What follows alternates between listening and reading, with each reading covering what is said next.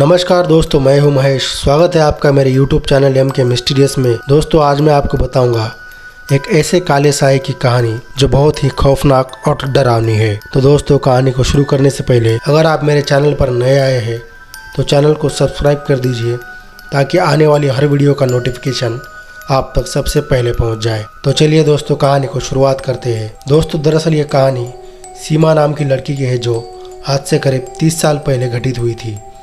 सीमा बचपन से ही बहुत ही साहसी और निडर लड़की थी। वह अभी 15 वर्ष की ही थी। जो भी उसे देखता वह बस इतना ही कहता कि अभी तो ये कितनी छोटी है और साहसी और निडर भी है।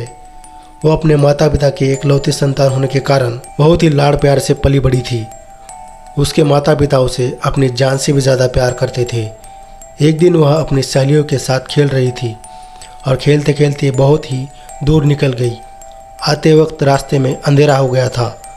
उसके सहेलियों के घर उसके घर से पहले ही आ चुके थे, तो उसकी जो सहेलियाँ थी वह अपने अपने घर चली गई।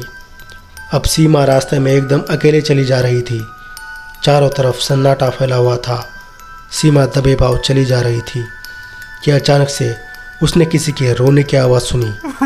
सीमा रुकी और उसने इधर उधर नज़र घुमा के देखा, लेकिन उसे वहाँ कोई दिखाई नहीं दिया। वह फिर से अपने रास्ते पर तेजी से आगे की तरफ बढ़े जा रही थी। सीमा अपनी मंजिल की तरफ बढ़े जा रही थी तो फिर से उसने किसी के रोने की आवाज़ सुनी।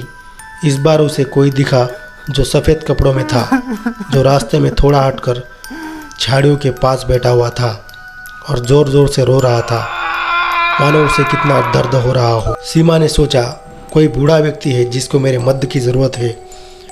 यह सोचते हुए सीमा उस व्यक्ति की तरफ बढ़े जा रही थी कि उसे दूसरी तरफ से भी रोने की आवाज़ सुनाई देने लगी। अब सीमा वहाँ देखने लगी जहाँ उसे वह बूढ़ा व्यक्ति दिखाई दे रहा था, लेकिन ये क्या, वहाँ कोई आदमी नहीं था।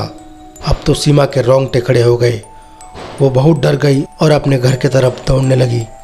तभी उसके कानों में एक आवाज़ आई, कहाँ भाग रही है तू, मेरी मदद तो करके जा।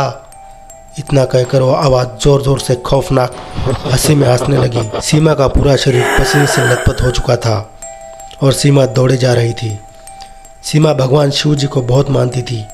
वह रोज़ मंदिर जाती थी और शिवरात्रि पर्व जब भी आता था तब उपवास भी रखती थी, लेकिन मांगती कभी कुछ नहीं थी।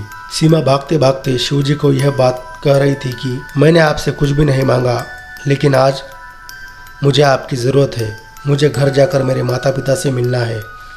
ऐसा कहते हुए रास्ते में ही बेहोश हो गई और गिर गई। जब सुबह उसकी आँख खुली तो वह अपने घर पर अपने माता पिता के साथ ही होश में आने पर सीमा ने बताया, माँ रात को तो मेरे साथ बहुत ही अजीब गरीब घटना हुई थी। और रात की सारी बात सीमा ने अपनी माँ को बताई और पूछा, मुझे यहाँ कौन लाया माँ? तो माँ ने बताया कि एक सज्जन जिनकी लंबी दाढ़ी और लंबे बाल थे वही तुम्हें यहाँ छोड़ कर गए हैं। जब वो सज्जन तुम्हें यह घर लाए उस वक्त तुम बेहोश थी।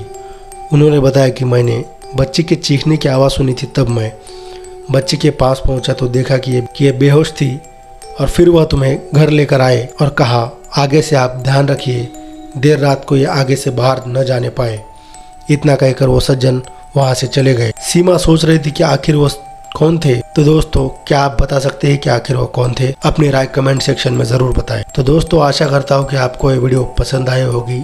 अगर वीडियो पसंद आई तो वीडियो को लाइक कीजिए, चैनल को सब्सक्राइब कीजिए।